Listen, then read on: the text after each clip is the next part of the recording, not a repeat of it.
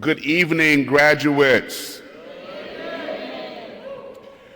I do also want to thank the Keiser Board of Trustees and certainly President Kimberly Lee for inviting me to speak today, and certainly wish and extend a hearty congratulations to the Keiser University class of 2021.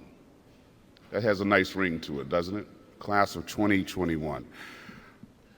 Students, as mayor of West Palm Beach, I could not be more proud or more honored to witness your wonderful achievement tonight in our great city.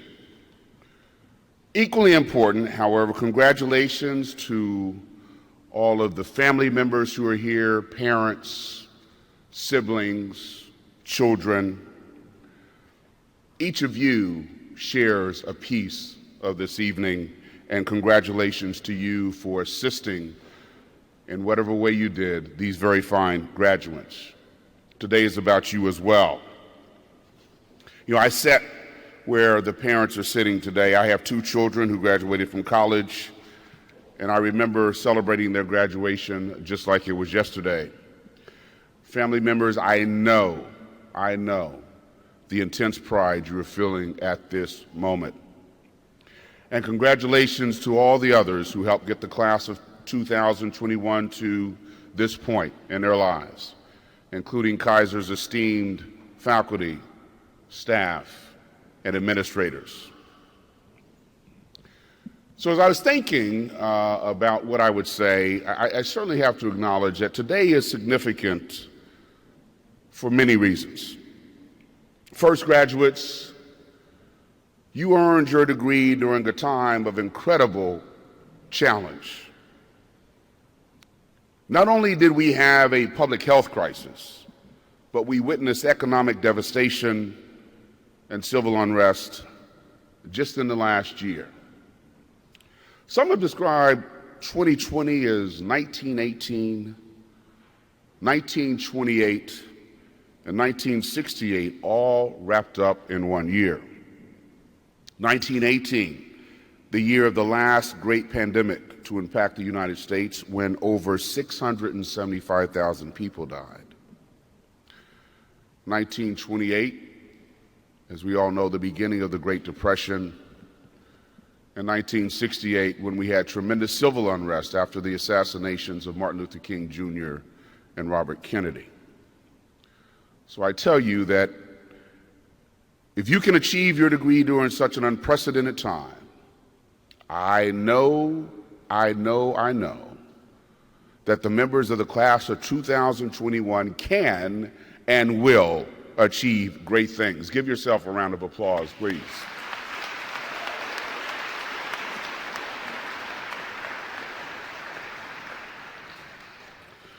Second, this evening, your commencement represents a rite of passage from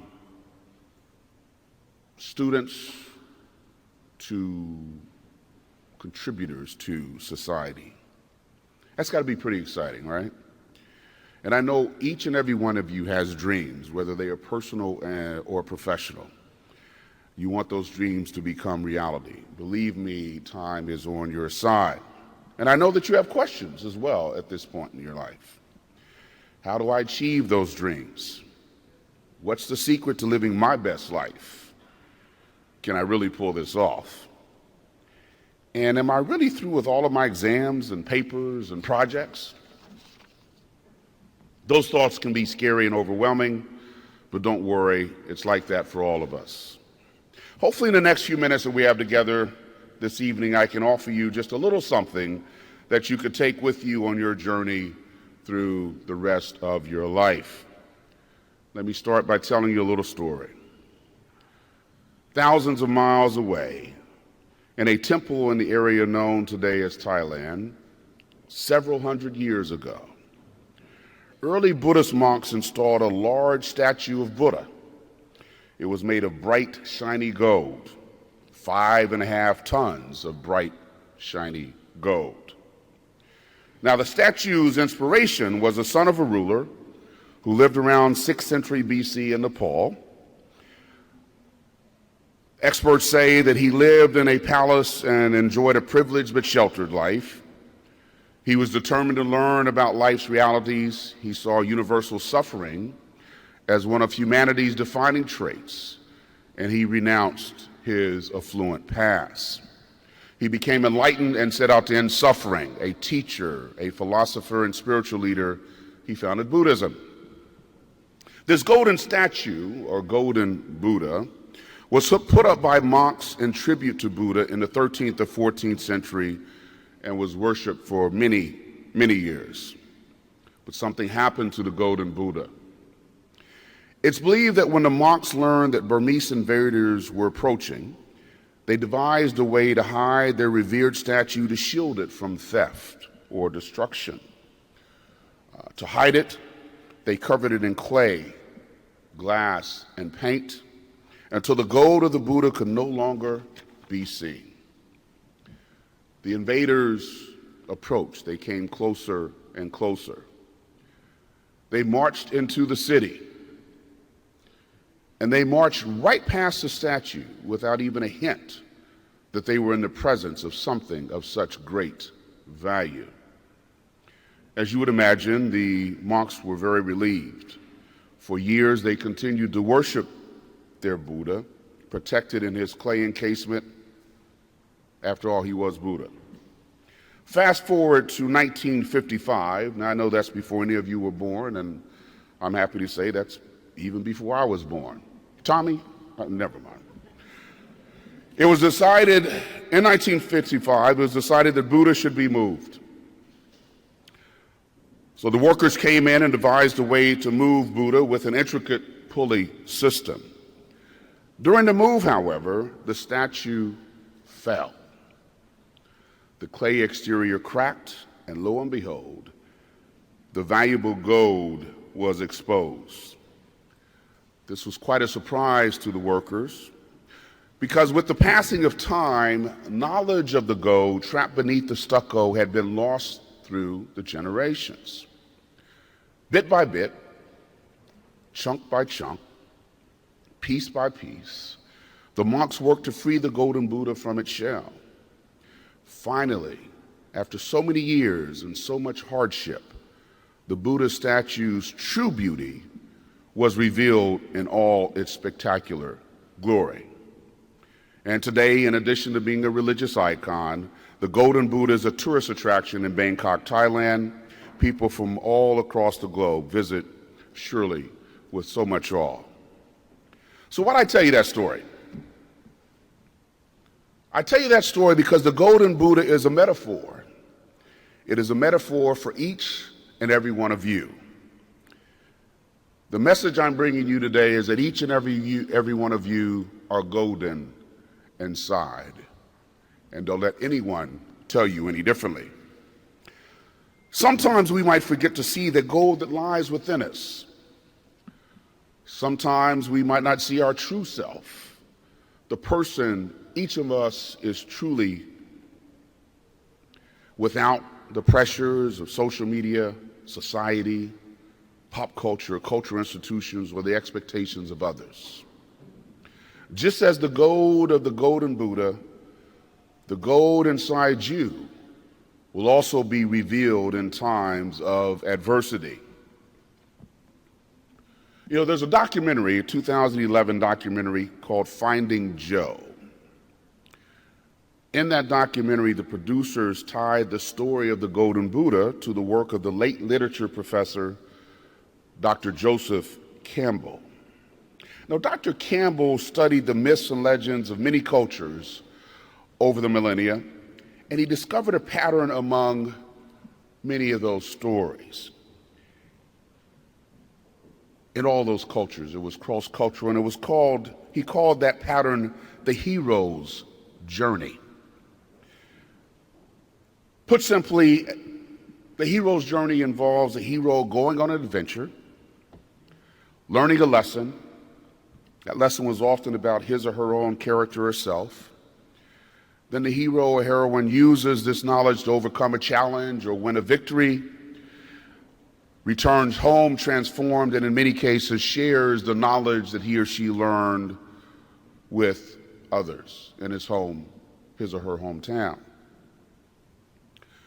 Too often, as detailed in both myth and in real life, we forget our true value. We forget the greatness that resides in each of us.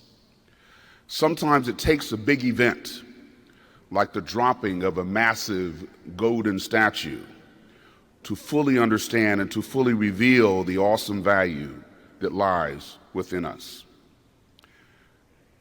Now, not everyone agrees with Dr. Campbell's theory of the hero's journey, but with movies such as Star Wars, Wizard of Oz, and Black Panther, all of which follow that pattern, being among the most popular movies in history, Dr. Campbell must have been onto something. Many of the hero's journey stories resonate with so many of us for a reason. Perhaps we see a little something of ourselves in the heroes or heroines as they become aware of their true potential, character, or motives. It may be why we find the stories of real-life heroes so inspiring. For example, President Abraham Lincoln had many successes, but he also suffered many failures. He lost in business. He lost his love when his sweetheart deserted him. He lost mentally when he experienced a nervous breakdown. He suffered politically when he was defeated twice for the U.S. Senate, and he was also defeated for the nomination for vice president. However, Abraham Lincoln persevered, and he was ultimately elected as our nation's 16th president. He is credited with saving the Union and ending the institution of slavery. Martin Luther King Jr. also faced several setbacks as he fought for equality. His home was bombed. He was a target of violent attacks, including being stabbed with a letter opener. He was arrested 29 times, in many cases just simply protesting the injustices in our country. Yet he remained stalwart and determined in championing the movement that ultimately led to the end of legal segregation. Now, there is no question in my mind that to effect real transformative change, Lincoln and King had to have known their potential, their character, and their motives. Now, these stories and achievements have inspired me even in my own life. I was born and raised in Wichita, Kansas. My mother was a teenage single mother who dropped out of college at 16 to raise me and to work as a maid. My father, on the other hand, was the quintessential bad boy, a high school dropout, a pool hustler, in effect a black James Dean. By the way, ask your parents about James Dean or Google it. At the tender age of 9 years old, as I was entering the 4th grade, my mother sent me to an all-white elementary school to provide me with a better educational opportunity. Now, this was before they started busing students in Wichita, so I had to rely upon public transportation to get to and from school. Growing up, Mom and I lived with my aunt. Mama had her own bedroom. It was only a 2-bedroom small house. My aunt lived in the other bedroom, and I had the living room sofa. As I was going through the experience, 4th and 5th grade in this all-white elementary school, I remember feeling for the first time the sharp sting of racism. Since I was the only black student in that entire elementary school, which went from kindergarten to 6th grade, I was the subject of racial taunts and ridicule. Let's just say that kids can be quite cruel, even at that young age. By the time I entered the 6th grade, Wichita had adopted district-wide busing to address school segregation, but that didn't necessarily stop the unjust, unfair, ugly treatment. But as an elementary kid, I had learned all I wanted to learn about racism. I had experienced all the racism I wanted to experience during those 2 years of being the only black kid in the entire elementary school. I learned then and I know now that as a black man, I have to move through and beyond the searing pain of racism. You cannot stay stuck at that point. Now, growing up, I worked through these challenges as I pursued my education. My mother strongly encouraged me to continue working hard at my education so I could achieve a better tomorrow. When I got to high school and I was considering college, a guidance counselor pulled me aside one day and told me he had been reviewing my record. He had seen my grades, he had seen some of the extracurricular activities I'd been involved in, and he asked me a question. He said, "Keith, where are you thinking about going to college?" And I said, "I don't know. I just want to get out of the state of Kansas." That literally was the only criterion that I had in my mind for where I wanted to seek higher education. I guess I had what was the opposite of Dorothy in The Wizard of Oz. She wanted to get back to Kansas. I couldn't wait to get out. Wizard of Oz, you need to Google that one too, students. Anyway, but this counselor told me, he says, "Have you considered the Ivy League schools?" And I said, "Ivy what?" I literally did not know what an Ivy League school was. He said colleges like Princeton, Yale, Harvard, Cornell. I said, "Man, I don't know anything about that." So he encouraged me to apply, helped me write a letter requesting an application. That was before the internet, seeking application materials, which I did.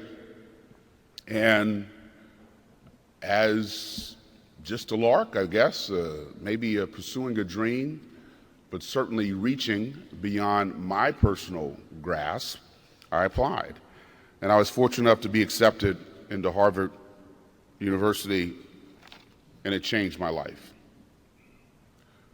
So off to college I go, going to a big city such as Boston, into a large school like Harvard. Well, let's just say I wasn't in Kansas anymore. I remember the first day of classes. I remember waking up, going into the shower, hopping out the shower, and looking in the mirror as I was about to shave. And that's when I knew this was real. So I said, "Look, Keith, all these other students around here may be smarter than you, but they're not going to outwork you." Going to college opened up a whole new world of possibilities for me, not only in terms of my education, but also in terms of my view of the world, my view of people, and my view of myself. It was transformational, socially, culturally, and educationally. My dreams became even bigger. My aspirations seemed to open up.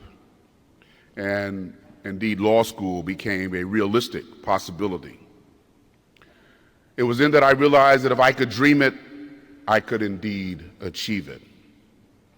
After all, if you aim for the sun and the moon and the stars, but walk away with just the sun and the moon, well, you're still doing pretty good.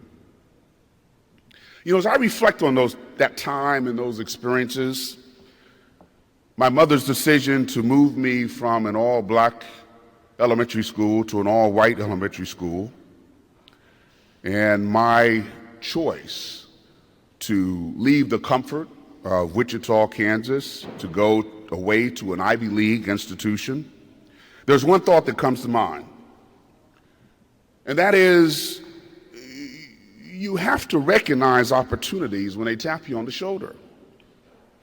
You know, it's one thing to be prepared for the opportunities, but it's another thing to aggressively pursue those opportunities.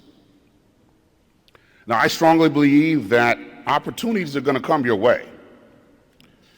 And when they do, you must be able to identify them. Now, sometimes there's pain or discomfort that comes with those opportunities. It may not be wrapped in a fancy box with a pretty bow that says opportunity on it, and you know something pleasant is going to be inside. Sometimes the opportunity comes wrapped in thorns and thistles and barbed wire. But you have to recognize that it is opportunity. You have to rise above it. You have to pursue it. Because the pursuit of a single opportunity can change your life. So graduates, keep your eyes and your mind open. Be ready to pursue those opportunities when they present themselves. So I went on and earned a BA and a law degree from Harvard, and then went to work for a large law firm in Philadelphia, Pennsylvania. You know, was living the good life, I guess. I got married, had a family, 2 beautiful kids who were slightly older than you all, and relocated to West Palm Beach. But after several years of work with large law firms, I decided the time had come for me to take my professional life to another level. I could think of no greater freedom or sense of independence than to start my own business as a solo practitioner, another leap of faith. And I remember the first day of my life as an entrepreneur, just like I remember the first day of my being a student in college. I felt a tremendous sense of panic. What have I gotten myself into? I felt an incapacitating, all-consuming sense of fear. Now, I've never admitted this publicly, but I was outright scared, as you young folks say. But that experience taught me that fear of failure can be a great motivator. It can push you and inspire you and take you to limits that you never thought possible, rather than just simply paralyze you if you work through that fear. By the way, the business worked out just fine. I had my own law firm for 16 years before I ultimately ran for mayor. The moral of this story is that you can't go through life being afraid of failure. Now, there are certain moments in my life that define me. My continued perseverance through racism, my pursuit of an Ivy League education despite all odds against me, and my taking a giant leap of faith in business despite an all-consuming fear. But like so many others on their journey in life, and like so many of those heroes that I described earlier on the hero's journey, I had to look inward and realize my potential, my character, and my motives. I had to realize that despite fear, uneasiness, other people's perceptions, and pain, I did have all the tools to survive and thrive inside me. So graduates, as you embark on your post-college journey, always remember the importance of sharing what you learned along the way with others. Don't keep it to yourself. In the Gospel of Luke, chapter 12, verse 48 in the Bible, it says, "For unto whomsoever much is given, of him shall be much required. And to whom men have committed much, of him they will ask the more." If you have been blessed with talents, knowledge, and more, and I know that each and every one of you in this room has, or you wouldn't be at this point in your life, it is incumbent upon you to share those blessings, those lessons, to benefit not just yourself and your family, but to benefit others. I encourage you, as many of the characters did in the hero's journey, after periods of self-reflection and the lessons that they learned through adversity, I encourage you to bring the lessons learned back to your home communities, to share them with others. Reach back and pull somebody up. Now, it was my commitment to public service that led me to run for city commission. In 2011, I served as a city commissioner for 8 years, and I was approached by many to run for mayor. I think Tommy was one of those people that encouraged me to run. And so I answered the call, and I was fortunate enough, as Tommy mentioned, that in 2019 I was elected to be mayor of the great city of West Palm Beach. But never did I imagine, through a life touched by both joy and hardship, that the lessons I learned, in many ways the hard way, about seizing opportunities, equity, and inclusion, and facing challenges, never did I imagine they would prepare me for the work that I'm doing today as mayor. All of those life experiences have inspired me to work to create a community of opportunity for all in West Palm Beach, Florida. Now, to be mayor is such an honor. To be able to help people and to help improve their lives is a tremendous blessing. Reflecting on the past, little did I know that every thorn I felt and every twinge of pain, every thorn I felt then was, in the context of today, just a part of a beautiful rose that blossomed with the passage of time. What often felt like a curse was indeed a blessing. So graduates, in closing, know this: each of you is capable of great things. Each of you has such tremendous potential. That greatness already rests within you. You are golden inside. I see it shining brightly. And remember, it's not just about achieving, it's about living. So have fun, go serve others. Congratulations again. May God bless you. May God bless the city of West Palm Beach. And may God bless America. Be safe.